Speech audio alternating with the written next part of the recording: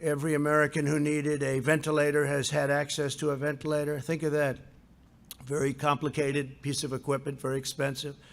And we haven't had one person in this whole country that has requested or needed a ventilator that hasn't had it.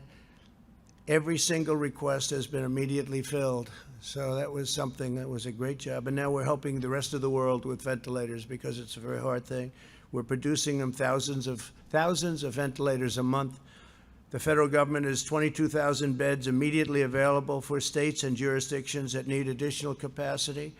But we think that it's going to start going down, possibly very quickly. We'll see what happens. But with the vaccine, you'll see numbers going down within a matter of months, and they'll go down very rapidly. As we continue to combat the virus, our economy is rebounding far beyond any expectations. I see the stock market's up almost 400 points today again, and it's ready to break the all-time record. Our jobs records are incredible. The job numbers are incredible. In the last 6 months, we've created over 13 million jobs and slashed the unemployment rate by more than half.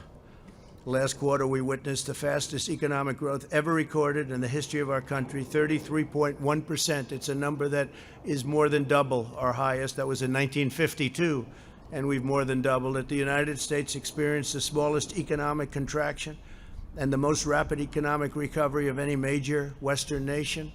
We went down less and we went up more, which is quite a combination of facts.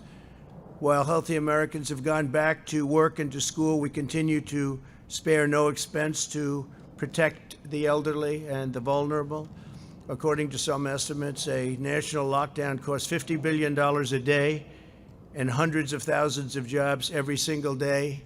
Ideally, we won't go to a lockdown. I will not go. This administration will not be going to a lockdown. Hopefully, whatever happens in the future, who knows which administration it will be. I guess time will tell. But I can tell you this administration will not go to a lockdown. There won't be necessity. Lockdowns cost lives, and they cost a lot of problems. The cure cannot be, you got to remember, cannot be worse than the problem itself. And I've said it many times. And when you look at what happens during a lockdown, I just say it very loudly. It's horrible what happens with drugs, alcohol, depression, loss of jobs, business closures. It's a terrible thing. So this administration will not go, under any circumstances, will not go to a lockdown, but we'll be very vigilant, very careful. We understand the disease. It's a complicated disease, but we understand it very well. We ask all Americans to remain vigilant, especially as the weather gets colder and it becomes more difficult to go outside and to have outside gatherings.